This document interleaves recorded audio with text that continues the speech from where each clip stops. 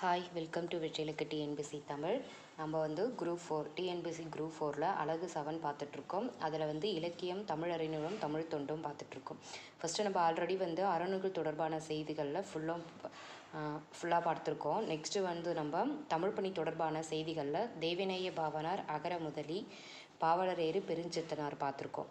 Next வந்து நம்ம G U Pope பார்க்க போகிறோம். ஃபஸ்ட்டு ஜியு போப் வந்து 8th ஓல்டு புக்கில் இருக்குது, பார்க்கலாங்களா? 8th ஓல்டு புக்கில் ஜியு போப் கொடுத்துருக்காங்க பாருங்கள். பிறப்பும் இளமையும். ஜியு போப் என்றழைக்கப்படும் ஜியார்ஜ் ஊக்லே போப் கிபி 1820 ஆண்டு ஏப்ரல் 24 நாள் பிரான்ஸ் நாட்டின் எட்வர்ட் தீவில் ஜான் போப்புக்கும் கெதரின் உலாவுக்கும் மகனாக பிறந்தார். ஓகேங்களா? அடுத்தது போப்பின் பெற்றோர் சிறந்த கல்வியாளராகவும் சமயப்பற்று மிக்கவர்களாகவும் விளங்கினார். தம் குழந்தைகளுக்கு கல்வியும் சமயத்தையும் கற்பித்ததுடன் நல்ல ஒழுக்கத்தையும் ஊட்டி வளர்த்தனர். ஜியு போப் இளமையிலேயே சுறுசுறுப்பு, விடாமுயற்சி, ஊக்கம், உழைப்பு முதலியவற்றில் எல்லாம் மேம்பட்டு திகழ்ந்தார். அவருடைய தொண்டும் உள்ளம் பாருங்க. போப்பின் தமையனார் ஹென்றி என்பர் தமிழகத்தில் கிறித்துவ சமயத்தை பரப்பும் சமய குருவாக பணியாற்றி வந்தார். நெக்ஸ்ட்டு, அவரை போன்று தாமும் சமயப்பணி ஆற்ற வேண்டும் என்று போப் விரும்பினார். நெக்ஸ்ட்டு, போப் தம்முடைய 19வது அகவையில் தமிழகத்தில் சமய பணியாற்ற தேர்ந்தெடுக்கப்பட்டார். அவர் பாய்மரக் கப்பலில் சென்னை வந்து சேர 8 திங்கள் ஆயின. அவர் பாய்மரக் கப்பலில் சென்னை வந்து சேர 8 திங்கள் ஆயின. அந்த 8 திங்களையும் வீணே கழிக்காமல் தமிழ் நூல்களையும் வடமொழி நூல்களையும் படித்தார். வடமொழி நூல்களையும் படித்தார். தமிழகம் வந்ததும் தமிழர் முன்னிலையில் சொற்பொழிவு ஆற்றும் அளவுக்கு தம் திறமையை மேம்படுத்தி கொண்டார். நெக்ஸ்ட் பாருங்க. தமிழகத்தில் வந்து அவருடைய சமயப்பணி. தமிழ்நாட்டில் சென்னை சாந்தோம் பகுதியில் சமயப்பணி ஆற்றிய போப் பின்னர் திருநெல்வேலி மாவட்டத்துக்கு சென்று சாயர்புரத்தில் தங்கி சமயப்பணி ஆற்றத் தொடங்கினார். அவர் அங்கு பள்ளிகளை நிறுவினார். கல்வி பணியும் சமயப்பணியையும் ஒருங்கே ஆற்றினார். சமயக் கல்லூரியில் தமிழ் இலக்கியங்கள், ஆங்கில இலக்கியங்கள் முதலியவற்றை கிரேக்கம், லத்தீன், எபிரேயம் முதலிய மொழிகளையும் கற்றுத்தர ஏற்பாடு செய்தார். கணிதம், அறிவாய்வு, தருக்கம், மெய்யறிவு ஆகியவற்றை கற்பிக்கும் கல்லூரி ஆசிரியராகவும் பணியாற்றினார். நெக்ஸ்ட் பாருங்க. நெக்ஸ்ட் வந்து அவருடைய திருமணம். திருநெல்வேலி மாவட்டம் சாயபுரத்தில் 1842 முதல் 1849 ஆண்டு வரை கல்விப்பணியும் சமயப்பணியும் ஆற்றிய போப் இங்கிலாந்துக்கு சென்றார். 1850 ஆண்டில் திருமணம் செய்து கொண்டார். தம் மனைவியுடன் மீண்டும் தமிழகம் வந்து தஞ்சாவூரில் சமயப்பணியாற்ற தொடங்கினார். தமிழ் இலக்கிய ஆர்வம் பாருங்க. தஞ்சையில் பணியாற்றிய 8 ஆண்டு காலத்தில் புறநானூறு முதலான சங்க நூல்களையும் நன்னூல் முதலான இலக்கணங்களையும் பயின்றார். திருக்குறள், திருவாசகம், நாலடியார் முதலிய நூல்களை பலமுறை படித்து அவற்றின் நயங்களை உணர்ந்தார். அவற்றை ஆங்கிலத்தில் மொழிபெயர்த்து வெளியிட்டால் மேலை நாட்டவர் அறிந்து பயனுறுவர் என்னும் உயர்ந்த எண்ணத்தோடு அம்முயற்சியில் ஈடுபட்டார். இந்தியன் சஞ்சிகை, இந்தியாவின் தொல்பொருள் ஆய்வு முதலான ஏடுகளில் தமிழ்மொழி பற்றிய ஆராய்ச்சி கட்டுரைகளையும் ஆங்கிலத்தில் எழுதினார். அக்கட்டுரைகளில் புறநானூற்றுக்கு பாடல்களும் புறப்பொருள் வெண்பாமாலை திணையும் விளக்கங்களும் தமிழ் புலவர் வரலாறும் இடம்பெற்றிருந்தன. அடுத்தது பாருங்க. போப் உயர்ந்த பண்பாட்டுக்குரிய பொறுமை, சினமின்மை, நட்பு முதலியனவற்றை விளக்கும் 600 செய்யுள்களையும் அறநூல்களில் இருந்து ஆய்தெடுத்து தமிழ்ச் செய்யுட்களம் என்னும் நூலாகத் தொகுத்ததோடு அந்த பாக்களுக்கும் விளக்கமும் தந்துள்ளார். அடுத்தது பாடநூலின் முன்னோடி. பாடல் நூலின் முன்னோடி கொடுத்துருக்காங்க. போப் தமிழை கற்கும் காலத்திலேயே நூலாசிரியராகவும் விளங்கினார்.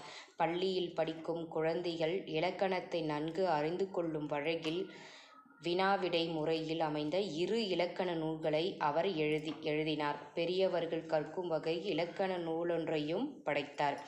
மேலை நாட்டவர் தமிழை எளிதில் கற்றுக்கொள்ளும் வகையில் தமிழ் ஆங்கிலம் அகராதி ஒன்றனையும் ஆங்கில தமிழகராதி ஒன்றனையும் போப் வெளியிட்டார். தமிழ் வரலாற்று நூல்களையும் எழுதினார். பழைய தமிழ் இலக்கியங்களிலிருந்து சில நெக்ஸ்ட் பாருங்க. அடுத்து பழைய தமிழ் இலக்கியங்களிலிருந்து சில செய்யுள்களை தொகுத்து நூலாக வெளியிட்டு அதனை பாட நூலாக வைக்க ஏற்பாடு செய்தார். தமிழில் உரைநட நூல் ஒன்றையும் எழுதினார். 1858ஆம் ஆண்டில் உதகமண்டலம் சென்ற அவர் பள்ளி ஒன்றை தொடங்கி அதன் ஆசிரியராக பணியாற்றினார். அவருடைய தமிழ் தொண்டு பாருங்க. தாயகத்துக்கு சென்ற போப் 1885 முதல் 1908ஆம் ஆண்டு வரை 23 ஆண்டுகளாக இங்கிலாந்து பல்கலைக்கழகத்தில் தமிழ் தெலுங்கு கற்பிக்கும் பேராசிரியராக பணிபுரிந்தார். திருக்குறளை 40 ஆண்டுகள் படித்து சுவைத்த போப் அதனை ஆங்கிலத்தில் மொழிபெயர்த்து 1886ஆம் ஆண்டில் வெளியிட்டார். தமது 80ஆம் வயதில் 1900ஆம் ஆண்டு திருவாசகத்தின் ஆங்கில மொழிபெயர்ப்பினை வெளியிட்டார். எப்போ 1900ஆம் ஆண்டு திருவாசகத்தின் ஆங்கில மொழிபெயர்ப்பினை வெளியிட்டார். தம் இறுதி காலத்தில் புறப்பொருள் வெண்பாமாலை, புறநானூறு, திருவருட்பயன் முதலிய நூல்களையும் பதிப்பித்தார். நெக்ஸ்ட் பாருங்க. தமிழின் பெருமையை தரணி முழுவதும் பரப்பிய போப் 1908ஆம் ஆண்டு பிப்ரவரி திங்கள் 11ஆம் நாள் நம் இன்னுயிரை நீத்தார். அவர் தம் கல்லறையில் இங்கே ஒரு தமிழ் மாணவன் உறங்கிக் கொண்டிருக்கிறான் என எழுத வேண்டுமென்று தம் இறுதி முயற்சியில் எழுதி வைத்தார். ஆங்கில மொழியினை அன்னை மொழியாக கொண்ட போப் தமிழ் மாணவன் என்று தம்மை அறிவித்து கொண்டமை தமிழ் மாட்சியே தமிழின் மாண்பைத் தமிழரும் உணரச் செய்த போப் அல்லரோ இறந்தும் இரவாது வாழும் தமிழ் மாணவர். அவர் தமிழ் உள்ளங்களிலும் எல்லாம் என்றும் வாழ்கின்றார் என்று பார்ப்பார். இது 8th ஓல்டு புக்கில் இருக்கக்கூடிய லெசன். நெக்ஸ்ட்டு நம்ம 11th புக்கில் கொடுத்துருக்காங்க. மொழியை ஆள்வோம் என்ற ஒரு பகுதியில் கொடுத்துருக்காங்க. பார்க்கலாம் வாங்க.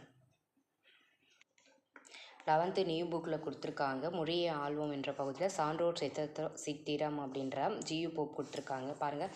செந்தமிழ் செம்மல் டாக்டர் ஜியு போப் 1839ஆம் ஆண்டில் தென்னிந்தியாவுக்கு வந்தார். சென்னையை அடைந்த போப் சாந்தோம் என்னும் இடத்தில் முதலாக தமிழ் முறையை படித்து சொற்பொழிவு ஆற்றினார். எங்கே முதலாக தமிழ் முறையை படித்து சொற்பொழிவு ஆற்றினார்னா சாந்தோம் என்ன இடத்தில் அப்படின்னு. ஆங்கிலேயரான அவரின் தமிழுரை கூடியிருந்த தமிழர்களுக்கு பெரும் வியப்பளித்தது. தமிழ் மொழியை பயிலத் தொடங்கிய சிறிது காலத்திலேயே ஐரோப்பியரும் படித்து பயன்பெற வேண்டுமென்ற எண்ணத்தில் தமிழ் நூல்களை ஆங்கிலத்தில் மொழிபெயர்த்ததாக குறிப்பிட்டுள்ளார். இவரது திருக்குறள், திருவாசகம் ஆங்கில மொழிபெயர்ப்புகளை சிறப்பு வாய்ந்தவை. எந்த நூல்களை ஜியு போப் ஆங்கிலத்தில் மொழிபெயர்த்தாங்க அப்படின்னா திருக்குறள், திருவாசகமும். போப் அவர்கள் தஞ்சாவூரில் வாழ்ந்தபோது தமிழ் இலக்கிய இலக்கணங்களையும் தெளிவுற அறிந்தார். அப்போதுதான் தொல்காப்பியம், நன்னூல் முதலிய பேரிலக்கண நூல்களையும் பாடசாலை மாணவர் படிப்பது எளிதென்று என்பதைக் கண்டு சிறிய தமிழிலக்கண நூல்கள் சிலவற்றை எழுதி வெளியிட்டார். ஐரோப்பியர் தமிழ் மொழியை கற்றுக்கொள்வதற்குரிய நூல் ஒன்றை தமிழ் ஹேண்ட்புக் எழுதினார். ஆங்கில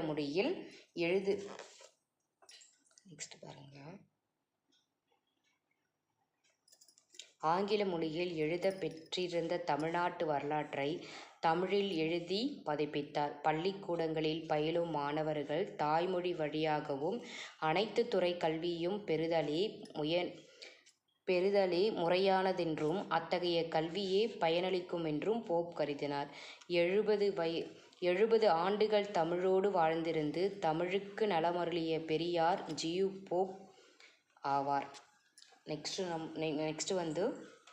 நெக்ஸ்ட்டு பார்க்கலாம். ஜியு போப் பாருங்க. பிறந்த இடம் எட்வர்டு தீவு, பிரான்ஸ் நாட்டின். பிறந்த ஆண்டு ஏப்ரல் 24, 1820. முழுப்பை ஜியார்ஜ் யூக்லே போப். நான் இந்த ஜியு போப் பற்றி என்ன கொஷின் கேட்பாங்க டிஎன்பிசியில் அப்படின்ற மாதிரி நான் கொடுக்குறேன் பாருங்க. ஜியு போப் இதோடைய full name George Uglow Pope. தமிழறிஞர் மற்றும் மொழிபெயர்ப்பாளர் யார் அப்படின்னா G U Pope. G U Pope Thirukkural, Thiruvasagam ஆங்கிலத்தில் மொழிபெயர்ச்சிருப்பாங்க. எந்த நூல் ஆங்கிலத்தில் மொழிபெயர்க்கப்பட்ட ஜியு போப்னா திருக்குறளும் திருவாசகமும். இதில் பாருங்கள், சைவத்தமிழ் இலக்கியத்தில் சிறப்பு ஆர்வம் கொண்டவர். சைவத்தமிழ் இலக்கியத்தில் சிறப்பு ஆர்வம் கொண்டவர். தமிழ் இலக்கியங்களை மேற்கத்திய உலகிற்கு அறிமுகப்படுத்தியவர் யார் அப்படின்னா ஜியு போப். ஜியு போப் யார்னா ஒரு தமிழ் அறிஞர். ஓகேங்களா. ஜியு போப் ஓல்டு புக்கில் நியூ புக்கில் இருக்கக்கூடிய கண்டென்ட் கொடுத்துருக்கேன். கண்டிப்பாக உங்களுக்கு யூஸ்ஃபுல்லாக இருக்கும். அடுத்தது நம்ம வீரமாமுனிவரை பற்றி பார்க்கலாம். என்னுடைய சேனல் வெற்றிலைக்கு டிஎன்பிசி தமிழ். என்னுடைய சேனலை சப்ஸ்கிரைப் பண்ணிக்கோங்க. கண்டிப்பாக உங்களுக்கு டிஎன்பிசி குரூப் 4க்கு தேவையான தகவல்கள் நோட்ஸ், தமிழ் நோட்ஸ் உங்களுக்கு பயனுள்ளதாக இருக்கும். நான் ஆல்ரெடி ஷார்ட்ஸ் வீடியோ போட்டிருக்கேன். இலக்கணம், சொல்லும் பொருளும், இலக்கண குறிப்பு, மரபு சொற்கள் எல்லாமே ஒளிமரபு எல்லாமே நான் ஷார்ட்ஸ் வீடியோவாக போட்டிருக்கேன். கண்டிப்பாக உங்களுக்கு பயனுள்ளதாக இருக்கும். நெக்ஸ்ட் நம்ம வீரமாமுனிவர் பார்க்கலாம். தேங்க்யூ.